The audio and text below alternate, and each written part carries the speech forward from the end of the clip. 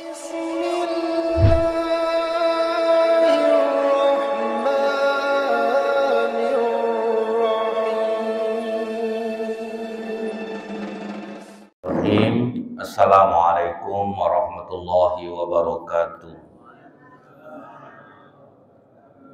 Innal hamdalillah nahmaduhu wa nasta'inu wa nastaghfiruh wa na'udzu billahi min syururi anfusina wa min sayyiati a'malina.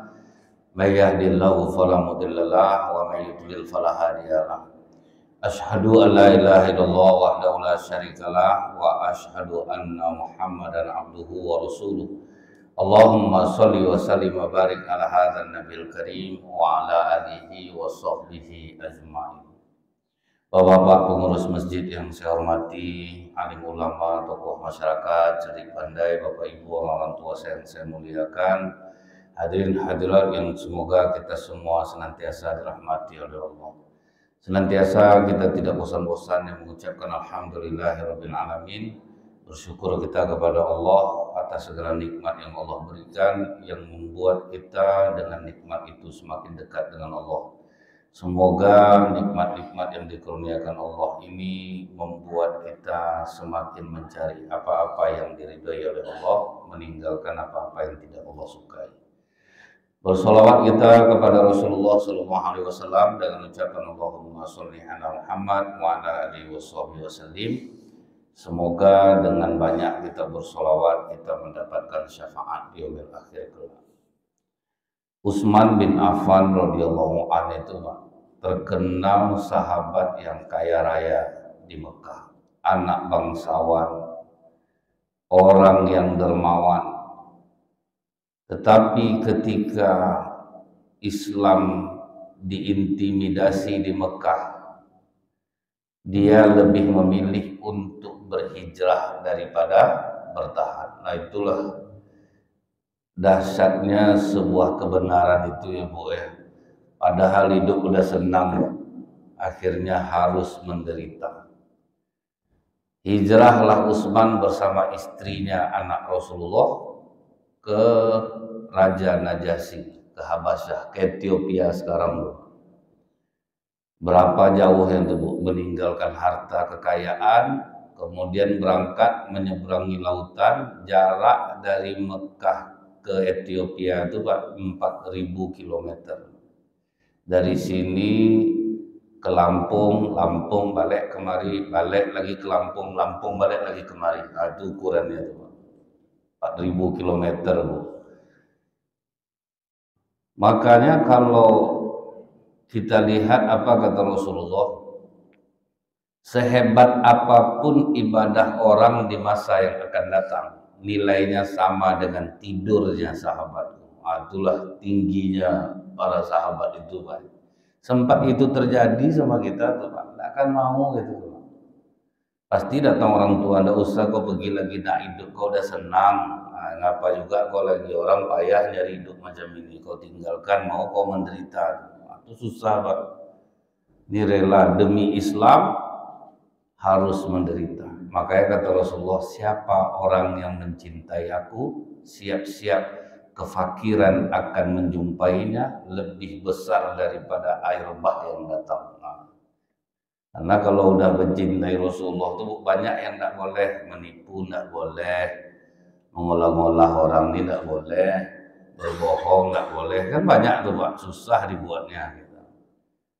Karena seperti yang saya bilang, kalau hanya untuk sholat macam yang kita lakukan ini, cucu Bapak Ibu pandai sholat. Baca Quran, nggak cucu Bapak Ibu pandai baca Quran. Karena memang sulit, banyak yang kita batas-batasi. Tapi semua itu untuk kepentingan kita. Apa kata Rasulullah? Orang yang berhijrah membawa keluarganya setelah Nabi Lut adalah Utsman bin Affan. Jadi dialah bawa keluarga hijrah ke Habasyah, susah payah hidup, rela hidup miskin. Dan di Habasyah itu Utsman lama 6 tahun Pak. Lahir anak di sana, umur 6 tahun meninggal pula. Jadi memang banyak kesusahan yang menimpa orang-orang yang berhijrah pada masa lalu. Jadi memang pindah, sedangkan pindah rumah itu sulit Pak. Banyak yang di packing, apalagi memindahkan jiwa dari yang biasa berbuat buruk kepada yang baik, itu sulit. Akhirnya Utsman bin Affan ini hijrahlah balik dia ke Mekah. Sudah itu baru ke Madinah. Di Madinah itu setelah berapa tahun pula baru ekonominya mulai naik. Jadi memang bertahap betul ya Bu ya. Kadang kita disusahkan Allah dulu untuk suatu saat akan disenangkan kalau kita sudah siap menerima kesenangan itu. Tapi kalau untuk mencintai Islam ini memang resikonya cukup besar. Orang banyak beranggapan Pak, kalau rajin kita sholat tuh nanti hidup kita ini enak aja. Kadang bisa jadi sebaliknya Pak. Makin taat ibadah, makin banyak ujian, makin banyak cobaan dibuat. Nah, itu yang sering terjadi itu Pak. Memang berat. Kemudian Bu ya, Utsman bin Affan ini sahabat yang digelari oleh Rasulullah Zunnurain, yang memiliki dua cahaya. Maksud memiliki dua cahaya ini ada tiga. Yang pertama, karena dua anak Rasulullah menjadi istri Utsman bin Affan, satu Ruqayyah, satu Ummu Kulsum. Meninggal Ruqayyah, dinikahkan Rasulullah Utsman bin Affan dengan Ummu Kulsum, maka disebut dia Zunnurain. Ada lagi yang mengatakan kenapa dia Zunnurain, dia sholat malam kemudian sekaligus mengkhatamkan Al-Quran. Jadi sholat cahaya, baca Quran juga cahaya. Yang ketiga, kenapa dia disebut Zunnurain? Di waktu masa jahiliyah dermawan, setelah masa Islam tetap dermawan, maka dia juga disebut Zunnurain. Jadi memang mental sahabat itu betul-betul sudah ditempah oleh Islam. Begitu mereka mendapatkan kebenaran Islam, saat itu juga semua keburukan mereka hentikan. Kita masih jauh lagi nih Pak. Kalau sholat udah rajin kita nih semua, termasuk saya yang ceramah nih Bu. Kalau baca Quran oke lah. Tapi kalau sampai kuat berkorban dalam Islam seperti itu, rasanya belum mampu gitu. Masyarakat kita tidak dapat sembako, diserangnya RT RW, tidak dapat nasi di masjid, ribut Pak. Apalagi lah untuk jangan kau berkorban lagi. Kalau yang gratisan ya mau dia Pak, itu mau rela berkelahi itu. Walaupun pakai nama-nama Allah lah, bahkan ingatlah Allah yang akan membalas, kan inilah gayanya. Susah Pak. Jadi jangan dikira Islam ini datang ke masjid, sudah tuh sholat, sudah tuh zikir, atau sudah tuh aman hidup kita. Banyak yang harus kita rubah, banyak yang harus kita berpindah jiwa. Tidak boleh ria, tidak boleh ujub, tidak boleh egois. Kita belum banyak yang bisa macam itu lagi. Ada di beberapa masjid di Pekanbaru ini, kalau udah banyak nyumbang ke masjid macam dialah punya masjid tuh, itu banyak kejadian tuh. Kalau udah banyak dia menyumbang di masjid tuh, suara dia aja yang terdengar nanti tuh, azab orang diatur-atur. Jadi macam-macam nih Bu cara orang sekarang ini, jadi sehingga kayaknya tidak dituntut ilmu tazkiyatun nafs tuh Pak, membersihkan jiwa. Macam kita di sini mungkin ada kajian tazkiyatun nafs Pak, cara mencuci jiwa. Jadi ini yang harus banyak kita rubah-rubah tuh. Tetapi memang hidayah itu hak Allah. Para ustadz ini hanya sebagai adai, menyampaikan. Cuman masalah berubah itu urusan Allah. Ada orang bertahun-tahun dengar ceramah pun tidak ada perubahan. Saya ingat dulu tuh, ada ibu-ibu nih paling rajin dengar pengajian, ke masjid paling rajin, wajah bersih. Jadi dia ada menyewakan kios-kios kecil di depan rumahnya, karena halaman rumahnya itu besar, suami udah pensiun, disewa kan. Jadi satu tukang pangkas ngambil, satu tukang jahit. Pas saya pergi ke tempat tukang jahit, nampak saya ada sup bubuih. Saya bilang, mubazir tuh Pak, sup sampai bubuih, basi Pak. Itulah kelakuan ibu punya toko nih Ustaz. Asal udah bebasi makanan baru diantarnya ke saya.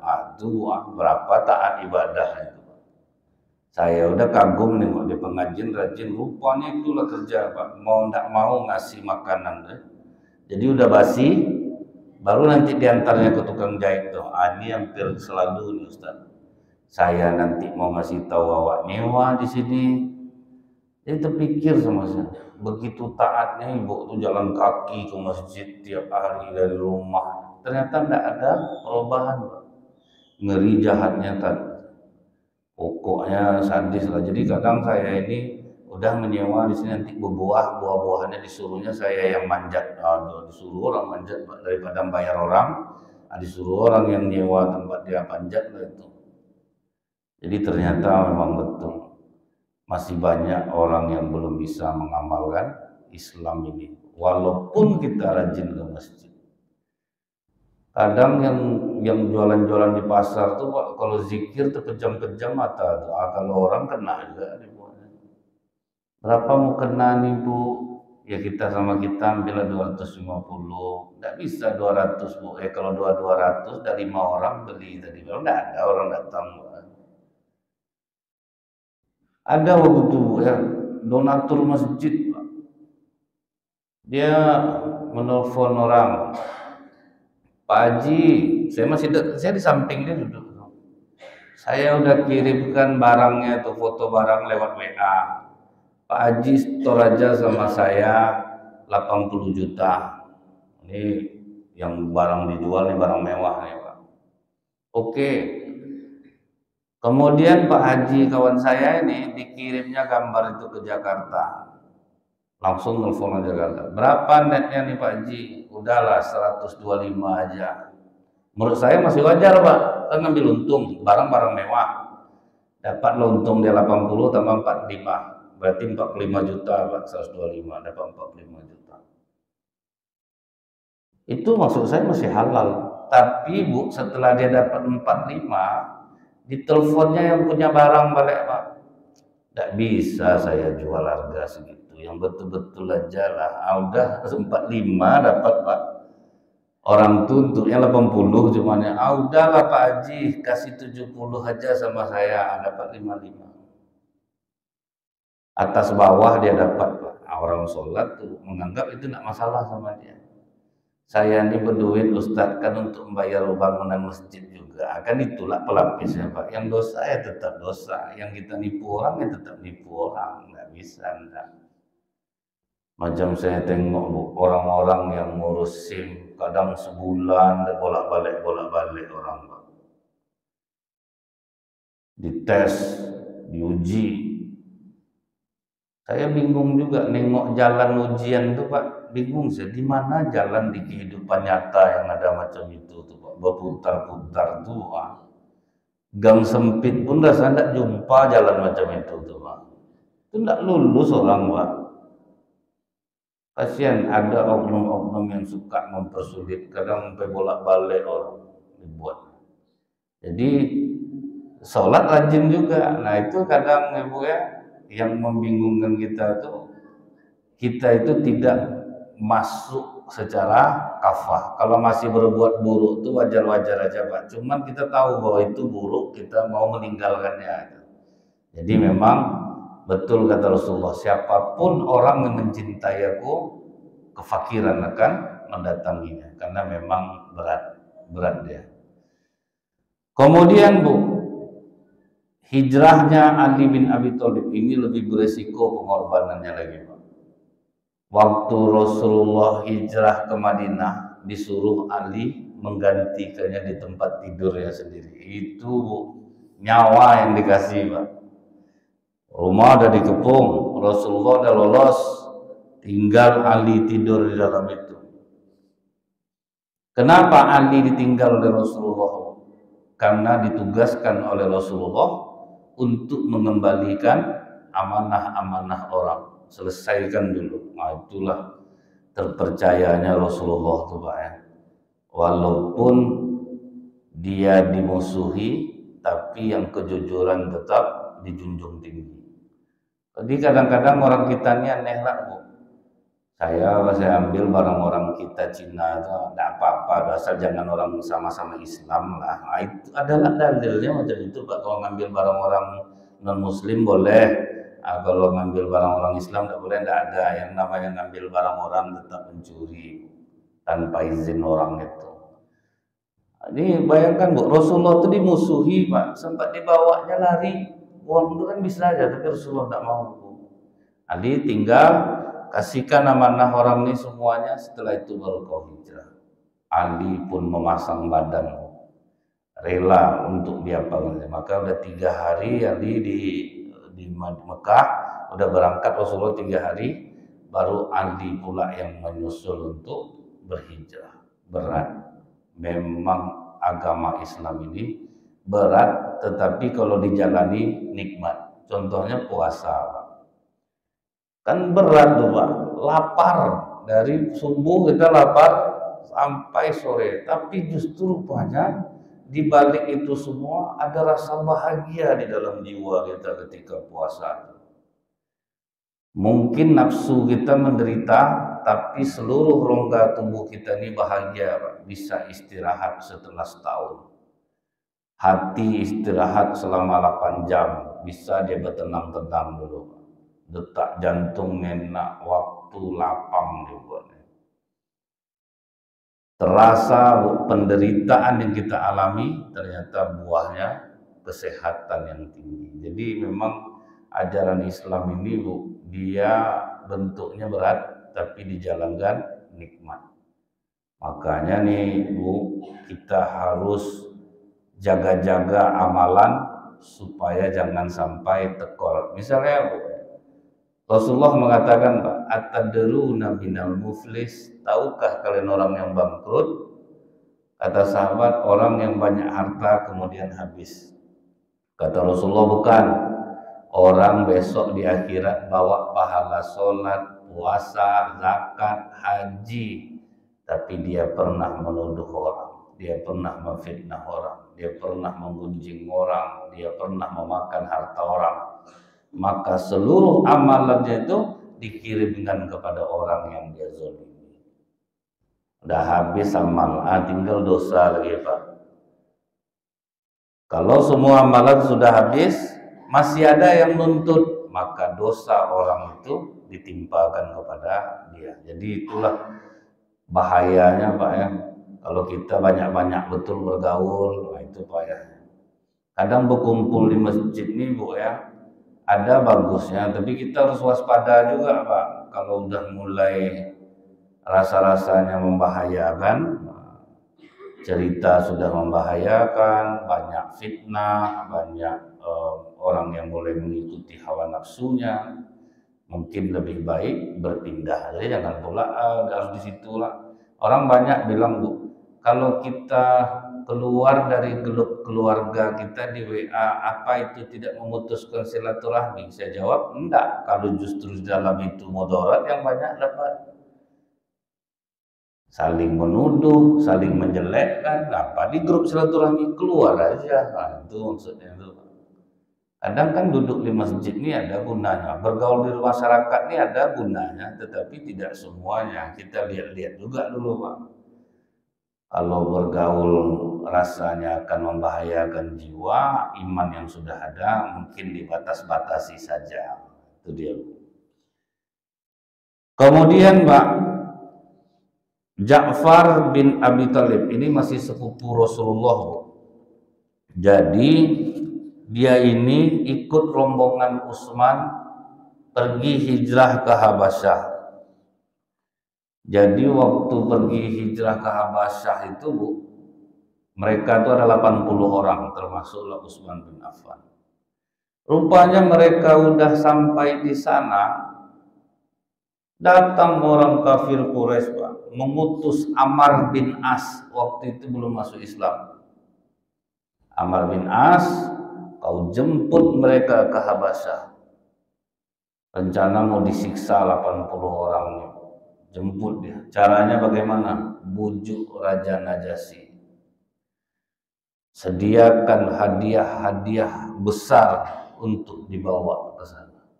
Jadi memang melumpuhkan orang ini memang dengan hadiah. Hadiah itu sebetulnya bagus, Pak. Kata Rasulullah, tahadu tahabu.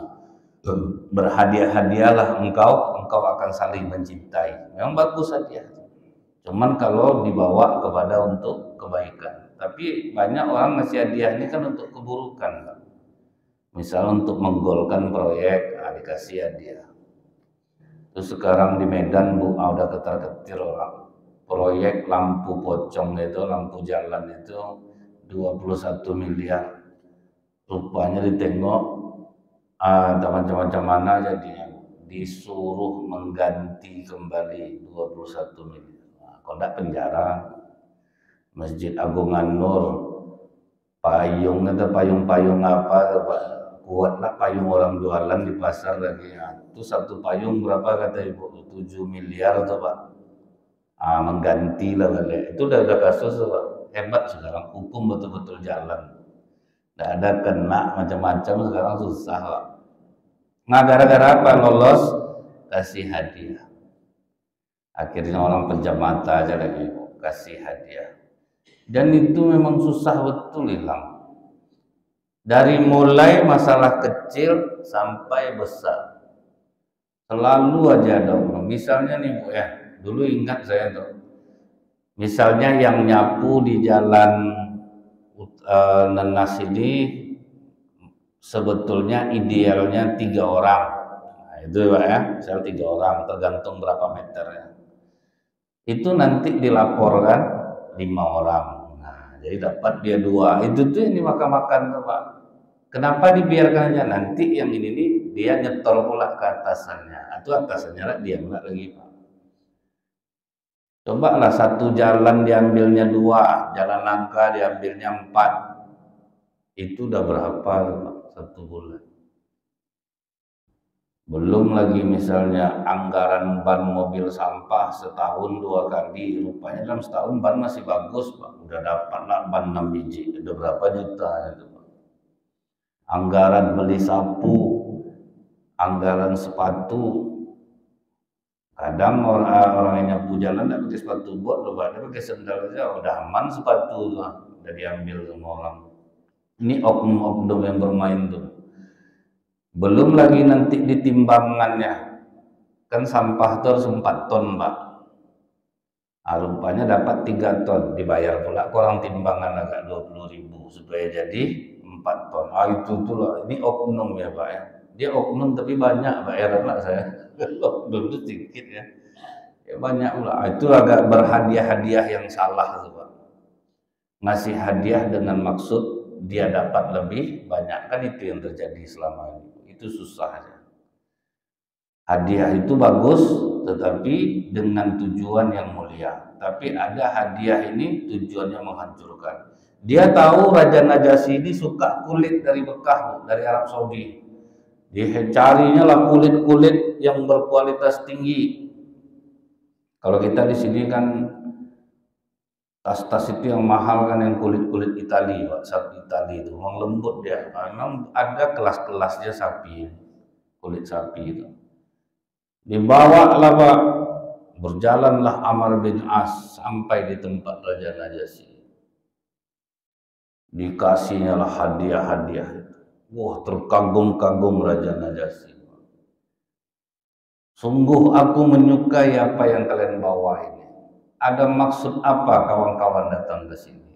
Jadi sebelum ketemu Raja Najasyi itu sujudlah orang Amr bin As dan 1 orang lain itu. Sujud dia ketemu Raja Najasyi. Begitu cara menghormatinya. Apa tujuan tuan-tuan datang kemari? Sudah dapat kami kabar beberapa saudara dari pihak paman kami melarikan diri ke negeri Tuhan. Mereka itu telah menghina Tuhan kami. Mereka menghina agama kami sehingga lari mereka ke sini. Jadi tujuan kami kemari Tuhan, kami akan menjemput mereka pulang. Siapa mereka? Disebutkannya lah ciri-ciri orangnya. Kata Raja Najasyi, panggil mereka. Sudah senang hati Ammar bin As, dipanggillah Pak. Rapatlah umat Islam waktu itu, diwakilkanlah kepada Ja'far bin Abu Thalib. Wah, ini jadi memang ada di antara kita yang pandai ngomong, dia yang dimajukan.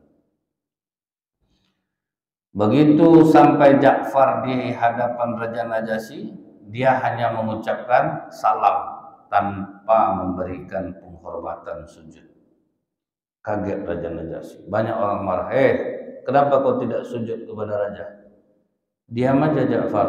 Kata Raja Najasyi, coba kau jelaskan, kenapa kau tidak mau sujud dengan Rasul yang mengajarkan kami, menyuruh kami hanya sujud kepada Allah. Itu nekatnya Pak, itu umat Islam Pak. Jadi kami hanya mengucapkan salam kepadamu tanpa harus kami bersujud. Jadi memang menghormati dengan menunduk, bersalaman itu tidak ada masalah, tapi kalau udah sampai sujud, wah itu yang cuman akhirnya disalahpahami orang sampai hari ini, sampai tidak mau bersalam dia sama bapaknya lagi Pak, karena tidak boleh bersujud, tidak mau dia cium tangan bapaknya, tidak mau dia cium tangan mamanya lagi, karena diajarkan katanya di sekolah dia bersujud hanya kepada Allah, kalau sujud dia kepada Allah, menghormati orang tua, mencium. Tidak ada masalah, karena sahabat Rasulullah juga mencium tangan Rasulullah, jadi tidak ada masalah. Tapi ada beberapa belakangan ini kita tidak boleh, kalau salam aja, tidak perlu harus menunduk, tidak perlu harus mencium tangan orang, karena kalau sujud itu hanya kepada Allah. Itu dia ngerti kan ya, seperti itu.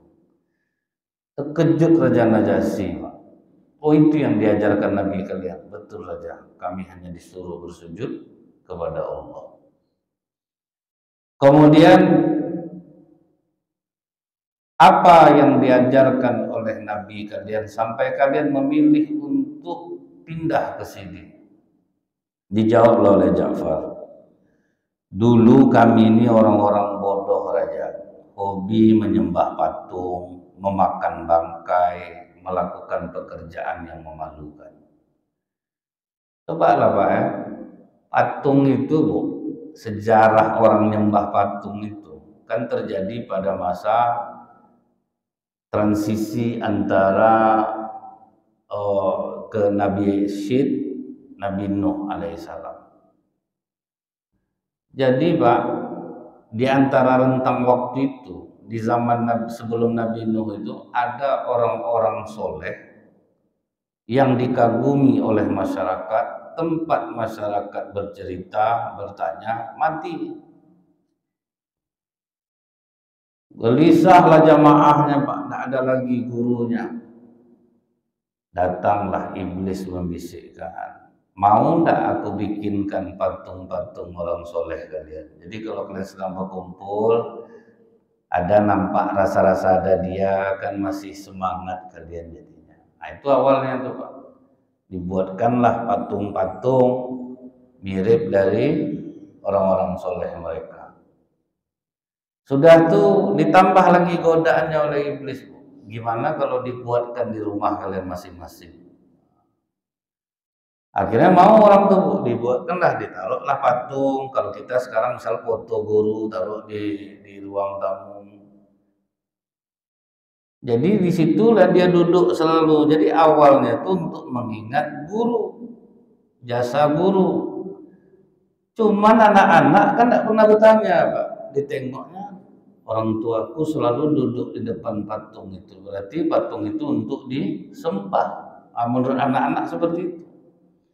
Akhirnya lama-lama mulailah disembah orang patung itu. Nah, itulah yang tanpa disengaja awalnya Pak kan, karena anak-anak tidak bertanya, jadi seperti itu. Dulu di Pekanbaru nih gerakan sholat subuh berjamaah hari Minggu. Nah, kalau sempat nggak diterangkan ke anak-anak, maka anak-anak akan menganggap sholat jamaah itu hanya di hari Minggu. Nah, itu bahayanya dulu itu. Kan itu betul digaungkan dulu di Pekanbaru nih. Ahad subuh berjamaah Minggu. Sehari sebelumnya maka disiapkan dulu berapa orang besok yang hadir, makan berapa. Ingat saya itu. Sempat program itu jalan, Bu. Nah, 3 tahun 4 tahun ke depan nih anak-anak sholat subuhnya hanya di hari Minggu. Sampai bangga pula orang Kristen waktu itu, umat Islam sudah mulai memuliakan hari Minggu. Rupanya Bu, belakangan hari Minggu aja lagi yang ada ceramah. Hari Senin ada, hari Selasa subuh ada, hari Rabu subuh ada. Sekarang lengkap Pekanbaru, mulai dari Senin sampai Ahad subuh semua ada. Barulah bisa itu. Tidak ada orang akan menyangka sholat subuh berjamaah itu hanya di hari Ahad saja. Itu bahayanya sebuah kebiasaan yang kalau sempat diteruskan bisa orang menganggap sholat subuh berjamaah hanya di hari Minggu. Nah, itulah awal orang penyembahan patung. Awalnya untuk mengingat guru, lama-lama akhirnya jadi sampai disembah. Jadi maka kata Ja'far, kami ini dulu menyembah patung, kemudian memakan bangkai. Jadi misalnya gini, Bu, ini kambing, datang tamunya, Pak, daripada kambing itu disembelihkannya, dipotongkannya aja paha kambing tuh, Pak, akan udah menyakiti hewan. Terpekik-pekik lah kambing kenal sapi, dia main ambil aja, Pak, baru di jamunya tamunya. Jadi mereka itu suka makan bangkai, suka makan darah, dan itu dianggap hal yang biasa. Sementara kami diajarkan oleh Rasul kami tidak boleh memakan bangkai. Kemudian kami tidak boleh melakukan pekerjaan-pekerjaan yang memalukan. Memalukan ini maksudnya itu apa? Hal-hal yang rasanya tidak pantas untuk dibuat. Dulu waktu zaman jahiliyah orang tawaf bertelanjang-telanjang. Jadi apa-apa hal yang memalukan kami dilarang untuk melakukan. Kemudian kami ini dulu suka memutuskan tali kekerabatan. Ini yang disampaikan Ja'far ini, Bu, sifat-sifat orang jahiliyah. Jadi kalau ada di diri kita, Pak, hilangkanlah. Melakukan pekerjaan yang memalukan tuh kadang kita ini, saya lihat ya gini, Bu, pas ada wirid ibu-ibu, Pak, wirid permata jam 2 caranya sampai menjelang asar. Kan ada kue-kue itu, Bu, kue kotak apa semua ada. Pas selesai ceramah tuh nampak saya ibu-ibu disalinnya lah kue itu ke dalam tas dia. Itu kan namanya membuat malu tuh, Pak. Berapalah harga resoles, godok, salah, penuh tas itu. Itu namanya, Bu, mengerjakan pekerjaan yang memalukan. Orang banyak mau makan lagi, Pak. Itu waktu di acara baralek, Bu, nih ibu-ibu majelis taklim lah, Pak, besusut dia dekat makanan tuh, Bu. Itu satu orang ngetes rendang, rupanya enak rendang tuh, dikodenya kawan-kawannya, Pak. Diambilnya gelas aqua tuh, Bu, dibuang air, dimasukkannya 2 potong seorang dalam tas. Habis rendang, lewat rombongan tuh, Bu, selesai rendang. Itu namanya mengerjakan pekerjaan yang memalukan. Tuh ingat saya, ada donatur dulu, Bu, ya, ngasih ramas untuk puasa sunnah. Tapi herannya yang puasa tidak pernah dapat, Pak. Rupanya baru aja jalan anak ini bawa nasi itu, orang masyarakat sana, etek limo. Habis untuk dia aja lagi, Pak. Etek 5, etek 3, etek 2, habis nasi ramas di jalan semua. Makanya saya, Bu, ya, saya larang itu. Udahlah, program ngasih makan orang puasa sunnah ini, gara-gara nasi itu orang berpuasa. Jadi itu banyak orang nak puasa duduk ini, ya, Pak. Udahlah, tidak usah lah. Udah di Mekah aja yang begitu kaya, dia buka puasa kurma aja dibentangnya sama air. Di situ kalau ngetes ketulusan orang, ini berbuka bersama di masjid, makanan tidak tamu enak-enak semua, Pak. Akhirnya banyak yang tidak sembahyang maghrib. Udah selesai dia marahlah kadang tuh kalau cepat orang ikomah, cepat betul ikomah, makan baru makan dia mulai ditunggu dulu. Jadi kadang program-program itu harus kita pikirkan. Seperti program itikaf kemarin itu banyak juga masalah, bukan di mana-mana masjid Pak. Ada yang mematahkan nasi kotak, janji 150 yang tiba 150 dimakan yang ribu. Kemudian dia diadakan itikaf bersama makan nasi. Wah, banyak jamaah KW7 sudah tambah. Ramai masjid itu, tapi tidur Pak. Mengganggu. Itu lagi. Apalagi ini Mutmainnah Polda Riau tuh, anak-anak situ itu bukan di mana-mana main game dari masjid tuh Pak. Dia mau nunggu nasi ramas tuh Pak. Orang sembahyang dia main game, akan ribut dia. Dihilangkan program nasi itu, baru tinggal jamaah original Pak. Atau original semua.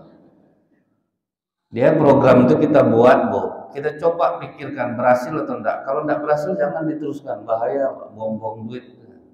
Itu sering terjadi itu. Saya di Nurul Iman Pasar Mambo itu Bu, saya tuh orang lama di sana, maka berani saya ngomong. Kalau enggak karena orang lama saya di sana. Dia masih ada juga berlaku Pak, kata-kata orang lama, ambo orang siko itu masih berlaku tuh Pak. Jadi kadang ukuran kebenaran itu berdasarkan lama tinggalnya di sana. Jadi kadang itu lucu juga gitu.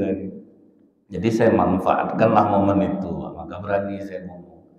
Saya rapat Bu kalau di Nurul Iman tuh Bu, yang tidak pernah ke masjid diam Pak, jangan Bapak bicara. Yang boleh bicaranya orang ke masjid. Itu Bu kan. Pemilihan pengurus masjid yang sering ke masjid, yang enggak jangan ikut campur.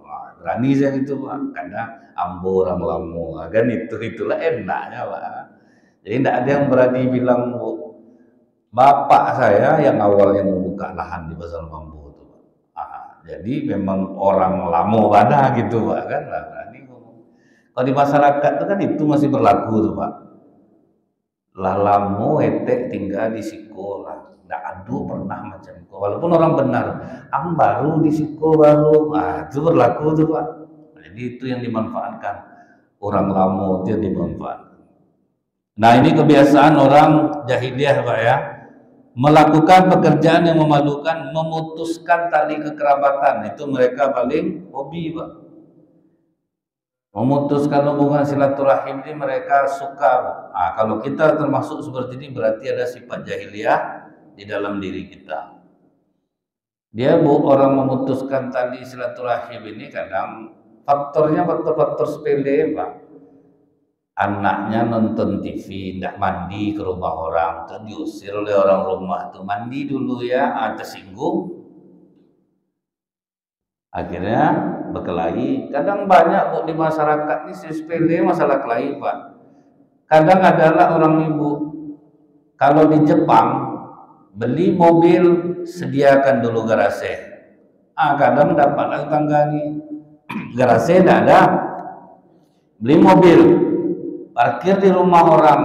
Itu tuh kadang, masa saya naruh mobil tidak boleh? Bukan tidak boleh, itu jalan umum, mengganggu orang. Itu bisa putus tali silaturahim. Iya Pak, kalau misalnya tidak sanggup jangan beli dulu. Ada lagi Bu ya, saya kemarin pas ceramah hampir saya tinggal gitu. Masuk gang ini ada mobil orang, masuk gang ini ada mobil orang. Kalau memang tidak ada garasi ya beli mobil. Kan seperti itu dibuat. Siapkan garasi dulu, jangan ganggu orang. Jadi kadang-kadang penyebab silaturahim ini macam-macam nih Bu. Orang habis ngepel lantai, ayamnya dilepaskannya Pak, di halaman orang, atau orang tukang bersih. Masalah kucing Bu, saya ingat juga tuh. Jadi ini rumah makan, ini ada toko. Jadi kucing tetangga ini sering Pak, kadang sampai bagi di tempat orang. Akhirnya dibuanglah sama orang rumah makan nih, ngamuk dia Pak. Siapa yang membuang kucing saya? Padahal itu saya pelihara saya Pak. Untung orang rumah makan dibilang, ibu dapat pahala Bu, kami dapat dosa ya. Karena dia berak di tempat kami. Kalau memang ibu pernah bawa kucing untuk pelihara betul dia akan betul lah tuh Pak. Jadi hobi orang jahiliyah itu membuat amalan-amalan yang bisa memecahkan persatuan, bisa menghancurkan tali silaturahmi. Makanya kita ini harus rasa-rasa. Saya ingat dulu Bu ya, ada orang harus dibobolnya pagar rumahnya Pak, daripada mengganggu orang di jalan parkir, dihancurkannya pagarnya Pak. Itu saya salut, saya nengok dia. Di Jakarta lebih parah lagi Bu, di pagarnya jalan tuntut mobil dia. Ini baru-baru ini Pak, kena hancurkan pula. Makanya Bu, kata Rasulullah, sebelum tinggal di suatu tempat, perhatikan siapa yang menjadi tetanggamu, karena ujiannya berat Pak. Dapat tetangga yang parah itu Pak, aduh makan hati bertahun-tahun dibuatnya itu Pak. Jadi kalaupun kalau kita udah bertetangga dalam Islam ini, kata Rasulullah, muliakan tetanggamu. Itu yang berat. Jadi insyaallah akan kita sambung kembali. Subhanakallahumma bihamdika asyhadu an la ilaha illa anta astaghfiruka wa atubu ilaik. Assalamualaikum warahmatullahi wabarakatuh.